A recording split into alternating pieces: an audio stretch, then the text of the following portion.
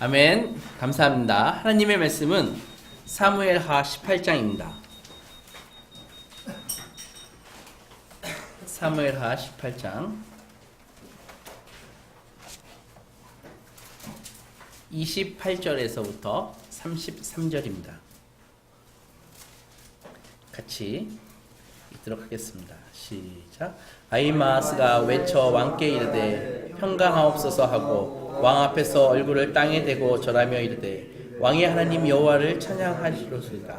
그의 손을 들어 내 주 왕을 대적하는 자들을 넘겨주셨나이다 하니 왕이 이르되 젊은 압살롬은 잘 있느냐 하니라. 아히마아스가 대답하되 요압이 왕의 종 나를 보낼 때 크게 소동하는 것을 보았사오나 무슨 일인지 알지 못하였나이다 하니 왕이 이르되 물러나 거기서 있으라 하되 물러나서 서 있더라. 구스 사람이 이르러 말하되 내 주 왕께 아랠 소식이 있나이다. 여호와께서 오늘 왕을 대적하던 모든 원수를 갚으셨나이다 하니 왕이 구스 사람에게 묻되 젊은 압살롬은 잘 있느냐. 구스 사람이 대답하되 내 주 왕의 원수와 일어나서 왕을 대적하는 자들은 다 그 청년과 같이 되기를 원하나이다 하니 왕의 마음이 심히 아파 문 위층으로 올라가서 우니라. 그가 올라갈 때 말하기를 내 아들 압살롬아 내 아들 압살롬아 내 아들 죽었더라면 압살롬 내 아들아 하였더라. 아멘. 아멘.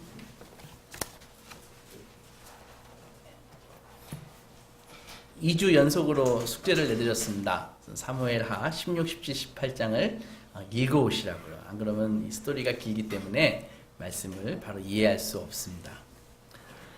지난주에 이어서 말씀드리면은 우리가 지난주에 말씀드렸다시피 다윗은 압살롬을 진정으로 용서하지 않았습니다. 용납하지 않았습니다. 그래서 그 결과로 그러한 악이 또 더 큰 악을 낳아서 다윗이 했던 실수 중에서 이것이 가장 큰 실수라고 말씀드렸습니다. 죄악이라고요. 그래서 그 결과로 압살롬은 헤브론으로 가서 이젠 반기를 들고 새로운 왕국을, 새로운 왕이 자기임을 선포하게 됩니다. 그리고 바로 예루살렘으로 다시 진격을 하게 되는 것이죠. 야밤에 다윗은 그 왕궁에서 쫓겨나서 탈출을 하게 되는 것이죠. 측근들을 데리고서요. 다윗은 다시 광야로 쫓겨났습니다. 그러니까는 지금까지는 이제 자의가 아니라 타의로 다시 광야로 쫓겨난 것이죠. 많은 사람들은 광야가 너무 어색하고 생소한 곳이지만 사실은 다윗에게 광야는 절대로 생소한 곳은 아닙니다. 오히려 그 광야의 그 긴 시간 동안 사울이가 쫓겨다녔던 그 긴 시간 광야 생활이 바로 다윗에게는 하나님을 만나는 생활이었고 다윗의 신앙이 그 수많은 시편들을 지었던 곳이 바로 광야였습니다. 그래서 타의로 다윗은 광야로 쫓겨났지만 이제 다윗은 서서히 그 광야에서 하나님을 만나는 신앙을 회복하기 시작합니다. 다시 다윗다움이 광야에서 회복되기 시작하는 것이죠. 그러니까 이렇게 원치 않는 이런 시련을 당했을 때 다윗은 예전의 신앙을 이렇게 회복하는 계기를 마련하게 되는 것입니다. 고통은요, 우리의 태도에 따라 우리를 더 나빠지게도 할 수도 있고 우리를 더 나아지게 할 수도 있습니다. 생각해 보십시오. 다윗이 압살롬에게 막 무정하게 대했을 때 있지 않습니까? 아들이 나갔는데도 아들이 외국 가서 사는데도 찾지도 않고 돌아왔는데도 불구하고 만나주지도 않고 막 이렇게 강팍하게 다윗이 압살롬을 대했을 때 그때는요 하나님에 대한 관심도 역시 다윗에게서 점점 줄어들었습니다. 그죠? 그리고 기도의 삶도 줄어들었을 것입니다. 그러니까 사무엘하 13장에서부터 시작해서 그 암논의 그 다말 강간 사건에서부터 시작해서 18장까지 왕궁에서 쫓겨날 때까지 거의 9년의 시간이거든요. 근데 그 긴 스토리에서 읽어보면은 다윗이 기도했다는 말이 없습니다. 다윗이 예배했다는 말이 없습니다. 오직 다윗은 군주로서 자기의 정치력을 막 펴는데 그것에만 열중해 있던 그런 시간이었습니다. 그는 하나님 나라의 정의와 자비보다는 자신의 정치 문제에만 더 집중했던 시간이었죠. 그러니까 다윗은 아들 압살롬과 가까워지기를 거부할수록 반대로 하나님과 멀어졌던 것입니다. 아버지답게 행동하지 않을수록 인간답게 행동하지 못했습니다. 독선적인 왕이 되어갈수록 그는 사람들에게 오히려 신행세를 막 하려고 했었습니다. 자기 곁에 사람들에게 자애심과 자비를 잃어갈수록 자기 안에 있는 하나님을 향한 열정도 서서히 잃어버리게 된 것이죠. 그러다가 그는 보위에서 쫓겨나가지고 광야로 쫓겨났습니다.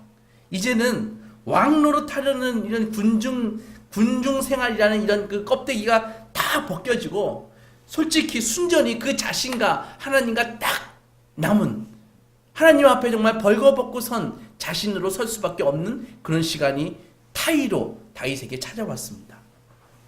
그의 곁에는 여전히 친구들은 있었습니다.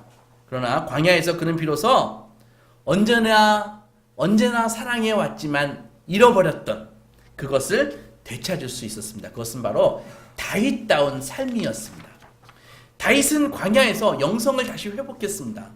고통이 언제나 그리고 쉽게 우리를 나아지게 해주는 것은 아니지만 고통이 때때로 고통이 우리를 더 나빠지게 만들기도 하지만 그것은 다윗을 더 나쁘게 만들 수도 있었지만 다윗은 고통으로 인해서 더 거만하고 외로워질 수도 있었지만 그러나 그는 그렇게 되지 않았습니다. 다시 진정한 다윗다움을 되찾았습니다.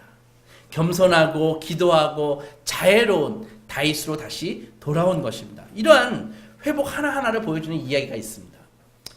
우선 다윗은 고통 속에서 겸손을 회복하게 됩니다.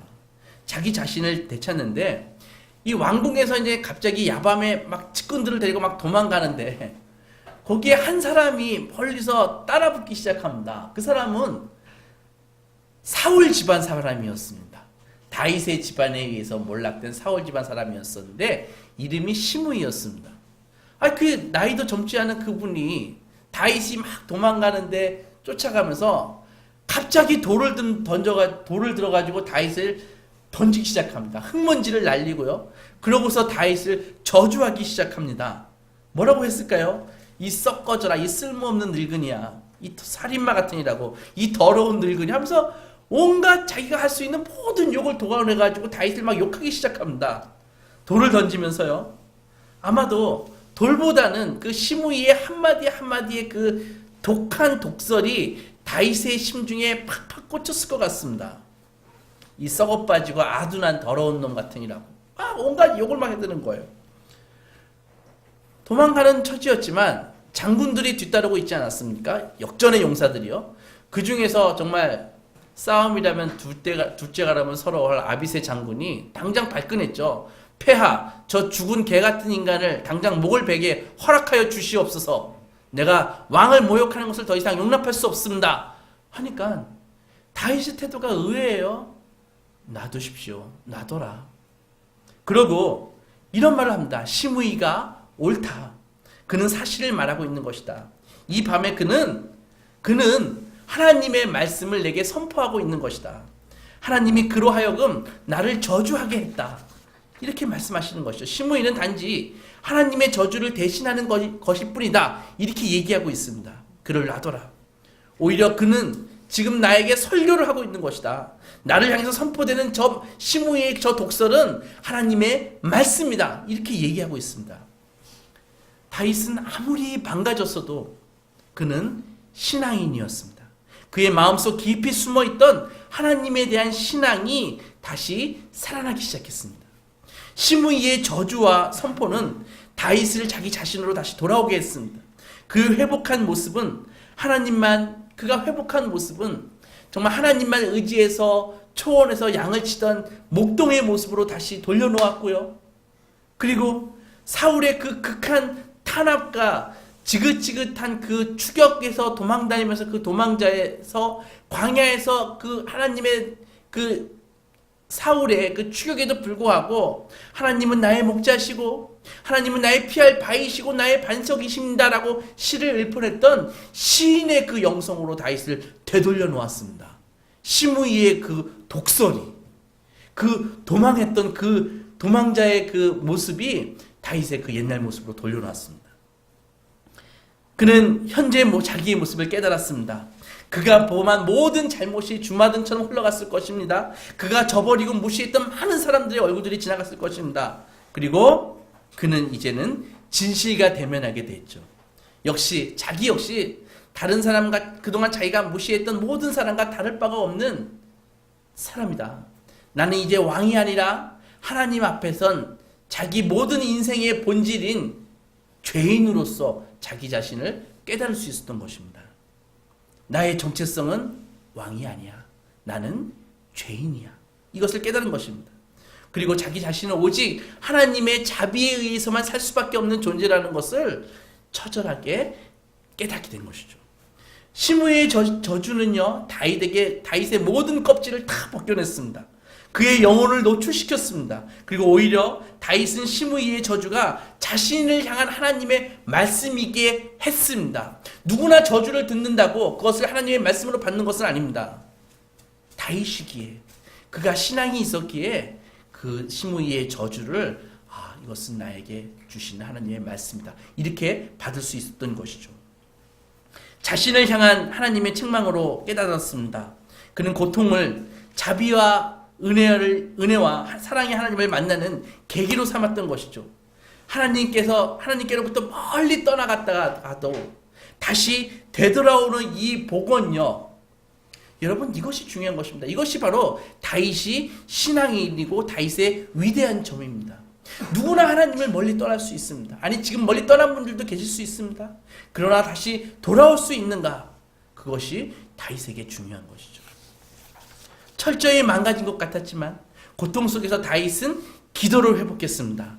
인격적인 하나님과의 그 인격적인 관계를 회복한 것입니다. 아히도벨을 아시나요? 오늘 읽으신 분들은 아히도벨이 어떤 인물인 줄 아실 것입니다. 아히도벨이 배신했을 때 정말 다윗은 하늘이 무너지는 것 같은 그런 느낌을 들었습니다. 아히도벨은 다윗에게 삼국지에서 유비에게 제갈공명과 같은 사람입니다. 아히도벨이요. 그런데 그는 어려서부터 다윗과 함께 친구로서 자랐습니다. 그래서 많은 전쟁터에서 이 아히도벨의 이 책량은 진리임이 입증되었습니다. 그런데 다윗은요, 아히도벨을 신하로 둔 것을 정말 행운으로 생각하고, 성경은요, 사람들은 아히도벨이 이렇게 전략을 내잖아요. 그러면 성경의 표현에 의하면은 마치 아히도벨의 말이 하나님의 말과 같았다, 성경에 그렇게 쓰여져 있습니다. 그만큼 아히도벨의 책략은, 아히도벨의 그 작전은 적중했고요, 승승장구 다윗에게 이스라엘에게 승리를 가져다 주었죠. 대단한 모사였죠. 그런데 그는요, 이렇게 오랜 세월 지혜로운 조언자로서 다윗과 신뢰와 우정을 쌓았지만 정말 다윗이 가장 필요하고 가장 치명적일 때, 그때 딱 배신합니다. 반란이 일어났던 그 밤에 아히도벨은 배신합니다. 그는 왕국의 미래가 이젠 다윗에게서 압살롬으로 갔다고 판단했습니다. 눈치 빠른 모든 사람들이 압살롬에게 다 돌았을 때 아히도벨도 같이 돌아버렸던 것입니다. 아히도벨은 현자로서 명성이 있었지만 사실 그의 내면은요, 결국은 자기 이익만 추구하는 소인배에 불과했던 것입니다. 다윗이 잘 나갈 때는 그에게 배팅을 했죠. 그러나 그가 지금은 과거의 별에 불과하고 새로운 별 요나단이 뜨니까 그 별로 아히도벨은 돌아버렸던 것입니다. 그는 내면은 사실 도덕적인 뼈대도 영적인 근육도 없는 지극히 세속적인 인물에 불과했었습니다. 성경은 아히도벨에 대해서 하나님에 대한 신앙이 없는 지극히 인간적인 뛰어난 전략가에 불과했다라고 적고 있습니다. 다윗이 얼마나 충격을 받았냐면은 아히도벨이 배신했다는 그 소식을 듣고요, 시를 적었습니다. 그것이 시편 55편입니다. 그것을 간략하게 얘기를 하면은, 나를 모욕하는 자가 차라리 동네 불량배였더라면 내가 달게 받았을 것을, 내게 욕하는 인간이 남 모르는 악인이었더라면 차라리 내가 신경 쓰지 않았을 것을. 그러나 그 자가 바로 나와 함께 자란 나의 가장 친한 버치라니. 평생 그의 말에 나는 매료되었었다. 그가 나를 공격할 줄은 꿈에도 몰랐다네. 음악처럼 아름답던 너의 그 조언이 이제는 비수로 변해 내 마음을 찌르는구나. 시편 55편을 의역하면 이런 표현입니다. 얼마나 절망스러웠으면은 이렇게 시를 읊고요. 그러나 다윗은 이 절망에서만 앉아있는 것이 아니라 다시 무릎을 꿇게 되는 것입니다. 삶의 본질인 기도 생활로 다시 돌아오고요. 솔직히 어떤 생각이 듭니까? 여기까지 읽으면은 다윗은 이제 희망이 없어 보입니다. 너무나 연약하고 무력해 보입니다. 이제 모사를 잃은 다윗은 이제 진짜 모사가 누군지 발견하게 되는 것이죠. 그리고 기도합니다. 주님, 한마디 하는데 아이도벨의 계획이 어리석은 것이 되게 하여 주시옵소서. 이렇게 한마디 기도합니다. 모든 객관적인 전력이 압살롬에게 다 유리하게 돌아가고 있죠. 게다가 이스라엘의 최고 군사 전략가인 아이도벨까지 압살롬으로 붙어버렸습니다. 압살롬 측의 객관적인 우월감이 열등하고 무력해 보이는 다윗의 신앙과 충돌하는 것입니다. 다윗과 압살롬은 이런 식으로 충돌하는 것입니다. 이것이 두 세계 간의 충돌입니다. 하나는 객관적으로 완전히 우월한, 누가 봐도 게임이 되지 않는 그 압살롬의 그 세속적인 그 스펙의 우월함과 그 다음에 누가 봐도 객관적으로 이제는 별 볼 일 없어진 다윗의 그 신앙의 세계관과 충돌하는 것이죠. 세상적 세계관입니다. 객관적 전력만이, 세상적 세계관은요, 객관적인 전력만이 그들의 평가 기준입니다. 그들의 힘입니다. 그리고 그 힘은 이미 압살롬에게 확보되어 있습니다. 이 상황은 누가 보아도 압살롬에게 다윗은 이제 게임이 되지 않는 상태입니다. 언제나 그랬습니다. 세상의 눈으로 보기에 그리스도의 도는요, 언제나 그랬듯이 그리스도의 복음은 어리석어 보이는 것입니다. 헬라인의 눈으로 보기에는 어리석어 보이는 것입니다. 그러나 다윗은 기도했습니다. 기도하는 다윗, 집중적으로 하나님과 관계를 맺는 삶, 다윗은 기도하는 삶을 회복했습니다. 고통이 언제나 이런 결과를 낳는 건 아니에요. 많은 사람들에게 고통은요, 하나님을 버리는 그런 계기가 되어버립니다. 그리고 다른 도움을 찾아 나서는 계기가 되는 것이죠. 그러나 신앙인에게 고통은 기도하는 삶을 찾는 계기가 된다는 것입니다. 전통적으로 시편 3편은요, 다윗이 압살롬에게 쫓겨났을 때 다윗은 또 시를 씁니다. 기가 막힌 시죠. 하나님, 나를 대적하는 자들이 어찌 이렇게 많습니까? 나를 치려고 일어나는 자들이 어찌 그렇게 많습니까? 사람들이 저에게 얘기합니다. 하나님은 너를 돕지 않는다 라고 얘기하는 사람들이 어찌 그렇게 많습니까? 그러나 저는 두려워하지 않습니다. 천만인이 나를 둘러싸고 나를 공격한다 할지라도 내가 두려워하지 않습니다. 주님, 일어나 주십시오. 나의 하나님, 이 몸을 구원해 주십시오. 내 주께서 내 모든 원수들의 턱을 치시고 그들의 악인들의 이빨을 부러뜨려 주십시오. 구원은 주께만 있습니다. 주의 백성에게 복을 내려 주십시오. 이렇게 또 시를 쓰죠. 이렇게 다윗은 완전히 하나님 앞에서 신앙인의 모습을 회복했습니다. 말씀드렸다시피 아이도벨은요, 탁월한 전략가였죠. 아버지를 쫓아내고 예루살렘에 무혈 입성을 했습니다. 다윗을 도망갔기 때문에 예루살렘에 무혈 입성을 했는데, 그리고 압살롬이 아이도벨에게 전략을 묻습니다. 이제 내가 어떻게 해야 되겠는가? 기가 막힌 얘기를 하죠, 아이도벨이. 전하, 먼저 다윗의 후궁들을 다 취하십시오. 이런 얘기를 하는 것이죠. 그래서 그 왕궁 옥상에다가 텐트를 치고 압살롬이 자기 아버지의 후궁들과 동침을 합니다. 그것은요, 그 당시 문화로서 이런 메시지를 주는 것입니다. 이제는 내가 왕이다. 다윗이 왕이 아니다. 이 메시지를 주는 것이죠, 공개적으로요. 그리고 그러한 행위를 함으로써 이제 다 공범이 돼가지고 더 이상 압살롬에서 다시 반역할 수는 없도록 그렇게 만드는 효과가 있습니다. 이해하시겠습니까?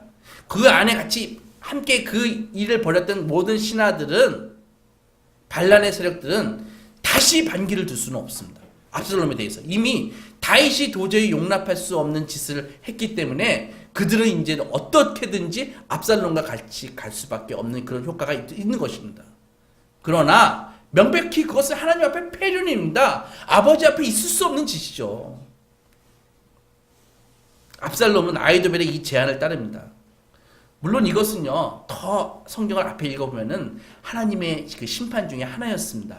다윗이 우리아의 아내 밧세바를 취했을 때 하나님이 내린 벌 중에 이런 것이 있습니다.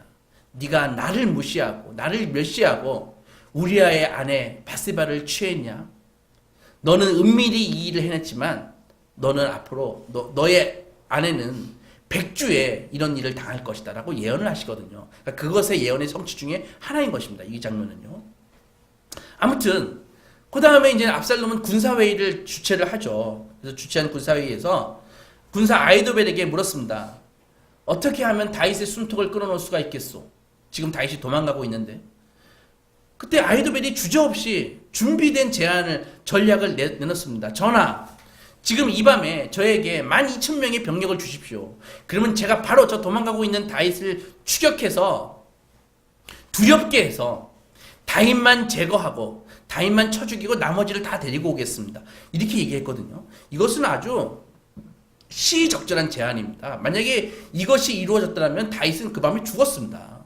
지금 누가 적인지 누가 아군인지도 모르고 측근들 몇몇만 데리고 도망가고 있는, 성경에 계속 읽어본 요단까지도 가기도 힘들 정도로 거의 다 기진맥진했거든요. 만약에 12,000명이 아히도벨이 끌고 가가지고 쫓아갔으면 다윗은 죽었죠. 그런데 후세가 위장으로 압살롬의 편에 선 후세에게 압살롬이 왠지 모르게 그에게 묻습니다. 경도 한번 얘기해 보시오. 그렇게 얘기하니까 후세는 이런 얘기를 합니다. 전하, 지금 쫓아가면 안 됩니다. 저 다윗과 저 측근들이 굉장히 화가 나게 있기 때문에, 용사들이기 때문에 지금 쫓아가면 안 되고 아예 시간을 가지고 단에서부터 부엘세바까지, 그러니까 이스라엘 전 지역을 얘기할 때 이렇게 쓰는 표현이 제일 북쪽 지방 단에서부터 부엘세바 이런 표현을 씁니다. 전 이스라엘에서 병력을 모으셔서 다윗을, 그러니까 전면전을 벌이십시오. 그리고 다윗이 어디 숨어 있든지 간에 그 정도 병력이면은 다윗이 숨어 있는 우스운 표현을 씁니다. 성을 밧줄로, 병력이 많으니까 성을 밧줄로 꽁꽁 묶어가지고 성 자체를 요단강에 빠뜨릴 수 있습니다. 이런 얘기를 합니다. 언뜻 보기에도, 그리고 기습하십시오 이렇게 얘기하거든요. 언뜻 보기에도 이 전략이라는 게 제가 봐도 웃었습니다. 이걸 전략이라고 내놨는지. 그런데 압살롬과 신하들이 아히도벨의 그 타고난 전략 대신에 그 허접한 후세의 전략을 따르기로 결정한다는 것이죠. 이것이 바로 하나님이 역사하시는 방법입니다. 많은 사람들이 이 정말 진짜 본질적인 하나님의 역사는 계산하지 아니하고 그저 스펙 쌓으면은 자기가 경쟁력이 있는 줄 아는데 그런 게 아닌 것이죠.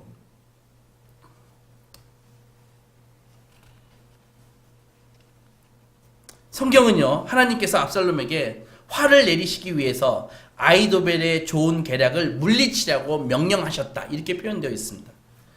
자기의 계획이 시행되지 않는 것을 아히도벨은, 그 사람은 정말 세수 내수를 미리 볼 수 있는 사람입니다.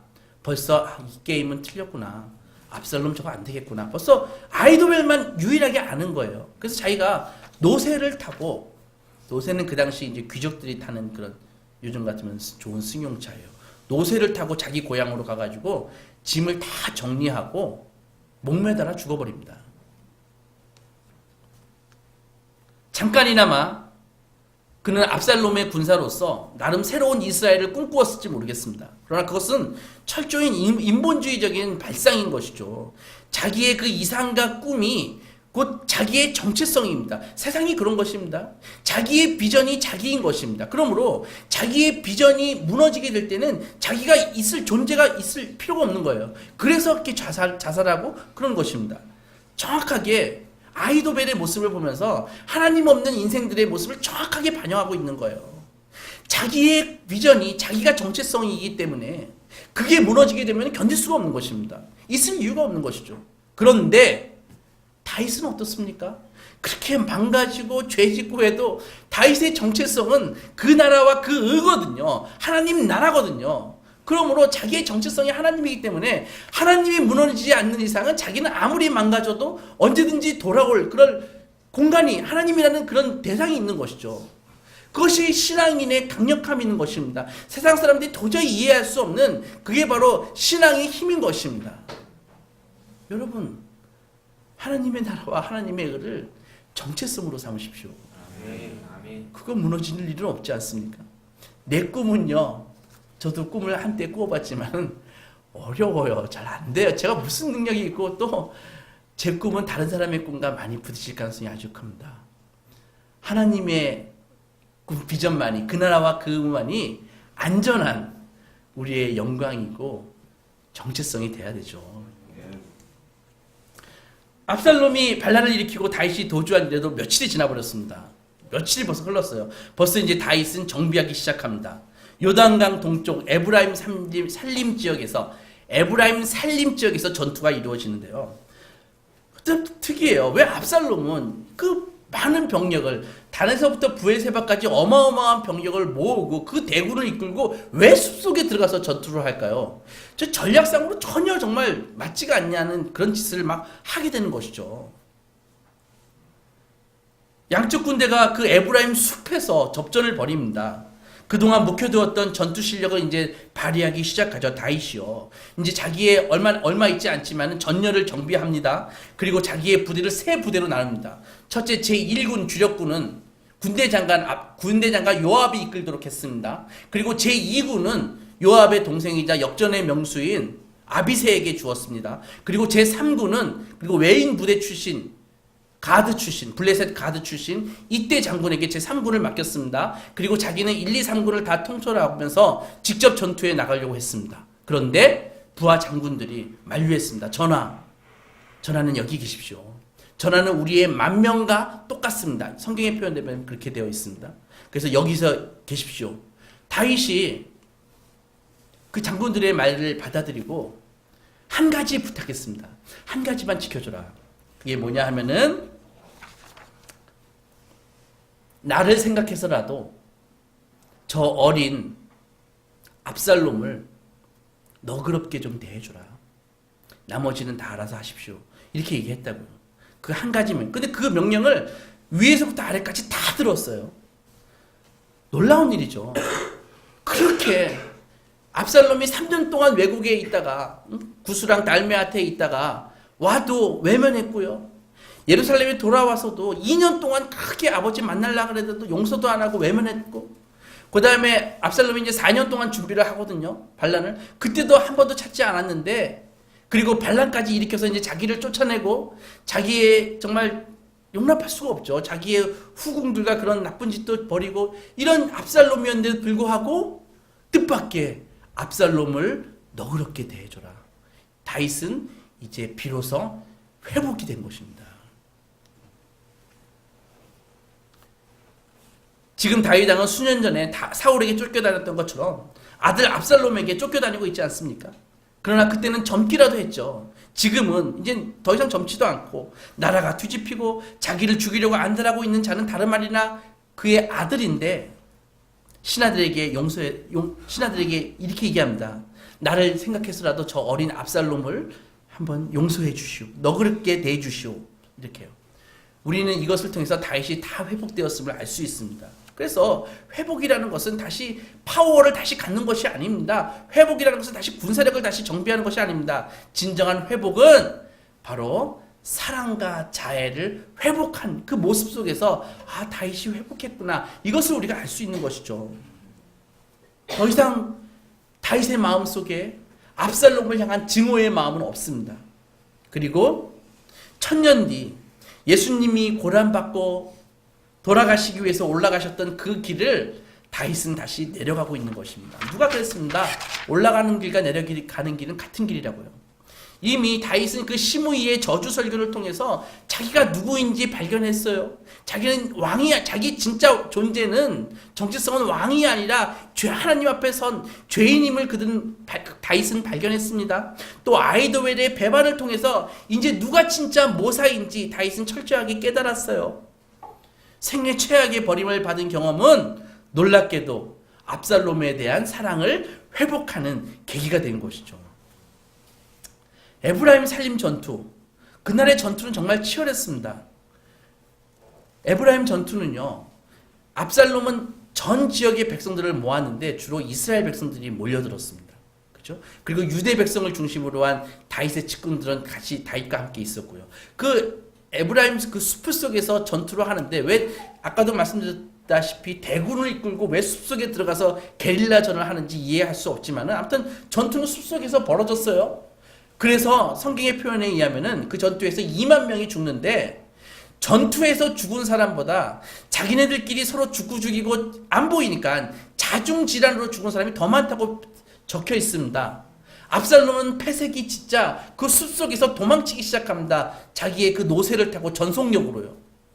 보자마자 요압의 군사들을 보자마자 도망치기 시작했습니다. 전속력으로 나귀를 타고 막 도망가는데 갑자기 압살롬의 머리카락을 뒤에서 확 잡아당기는 그런 느낌을 받았죠.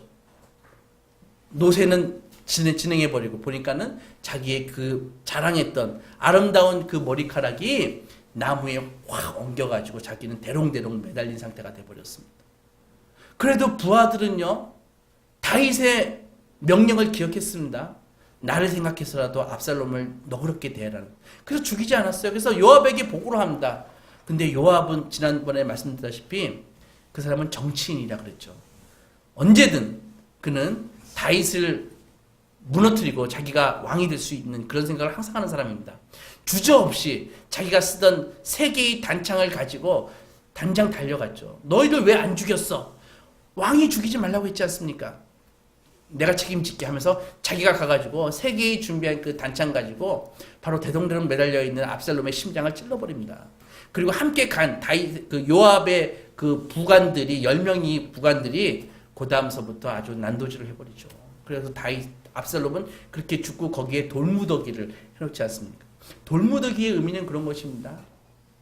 쭉 성경을 앞에 가면은 여리고성 입성할 때 아간이 범죄한 거 알죠? 그래서 아간을 죽이고 돌무더기를 하지 않습니까? 그 돌무더기의 의미는 바로 하나님의 심판을 의미합니다. 하나님의 심판을 받은 자라는 의미입니다.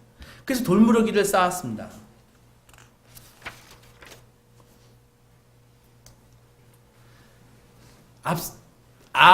요압은요, 다윗의 하는 말이 값싼 감상에서 나온 말이겠거니 이렇게 생각했는데 다윗은 결코 압살롬을 너그러이 대하라는 말이 감상에서 나오는 말이 아니라 이젠 돌아온 신앙에서, 이제는 자기가 회복된 그 자애에서, 겸손과 기도에서 나온 말이었다고요. 그런데 그렇게 죽었습니다. 그날 압살롬에게 사랑을 베푼 것은 다윗이 한 가장 위대한 일 중에 하나였습니다. 겸손과 기도의 열매였던 그 일은 훗날 다윗의 자손께서 하신 명령이기도 하지 않습니까? 서로 사랑하거라. 다윗은 압살롬이 죽었다는 소식을 듣자 슬피 울었습니다. 정말 5년 만에 봤을 때도 눈 하나 깜짝하지 않았었는데 이제는 통곡하기 시작합니다. 다시 광야로 쫓겨나면서 정말 그동안에 다윗이 겪었던 고통은요, 수년 동안 아들을 거부하면서 굳어졌던 그의 마음을 이처럼 애끓는 비탄으로 바꿔놓았습니다. 내 아들 압살롬아, 내 아들아, 내 아들 압살롬아, 너 대신에 차라리 내가 죽을 것을, 압살롬아, 내 아들아, 내 아들아, 너 대신에 차라리 내가 죽을 것을. 그는 이제야 참된 아비가 된 것입니다. 아들을 놓고 울 수 있는. 그러나 그런 인간적인 한계를 분명히 갖고 있었죠. 그의 절규는요, 그의 마음을 솔직하게 표현했습니다. 다윗은 정말로 이제는 압살롬에 대한 조금의 증오심도 없이 온전히 아들에 대한 사랑을 회복했습니다. 아들 대신 죽겠다고 하는 그 다윗의 고백은 진실된 고백이었죠. 그러나 전장에서 그는 압살롬을 살릴 수 없었습니다. 설령 그가 죽는다고 해도 요압과 아비새는 절대로 압살롬을 살려두지 않습니다. 부모는 자녀를 위해서 울어야 됩니다. 자녀의 신앙과 인격을 놓고 기도하며 우는 만큼 나의 자녀는 신앙 안에서 올곧게 자라는 것입니다. 이것은 아비에게 곧 희생과 죽음을 의미합니다. 자녀를 살리기 위해서는 부모는 죽어야 되는 것입니다. 다윗은 아들 압살롬을 살리기 위해서 죽고자 하는 마음은 있었지만 다윗이 죽는다고 해도 압살롬을 살릴 수는 없습니다. 살릴 능력은 없습니다. 그러나 다윗이 이 울부짖음이 있은 후 아들아, 나의 아들아, 내가 차라리 너를 위해서 죽어야 됐었는데, 이 울부짖음이 있은 후 1000년 후에 한 아버지가 아들을 위해서 자녀들을 위해서 죽기 위해서 내려오셨습니다. 그 압살롬과 암놈들을 위해서 한 아버지가 내려오셨습니다. 그래서 나무 위에서 고난과 찔림을 당하시면서 다윗이 못한 이 예언을 그는 몸소 친히 이루셨습니다.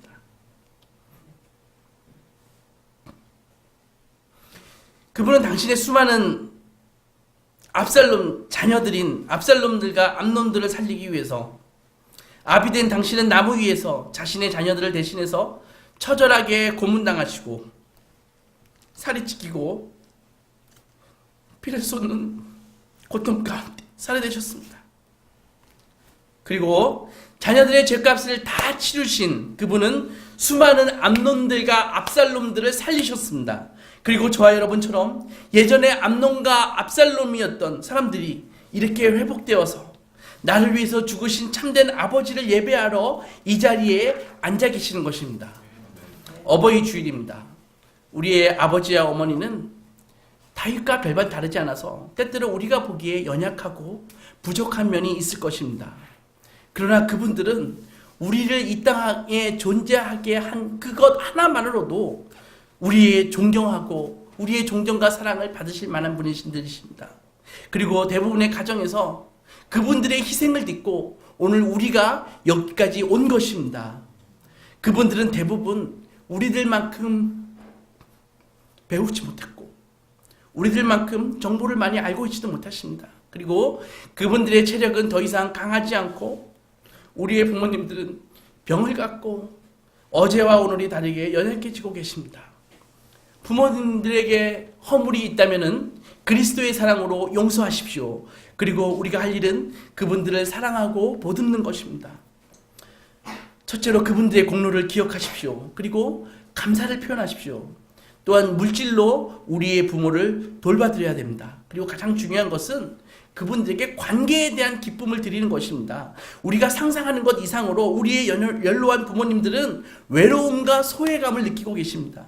그분들로 하여금 아직도 나는 우리 아들, 우리 딸에게, 우리 손주들에게 필요한 존재야 라고 느끼게 해줄 수 있다면 여러분들은 효자, 효녀십니다.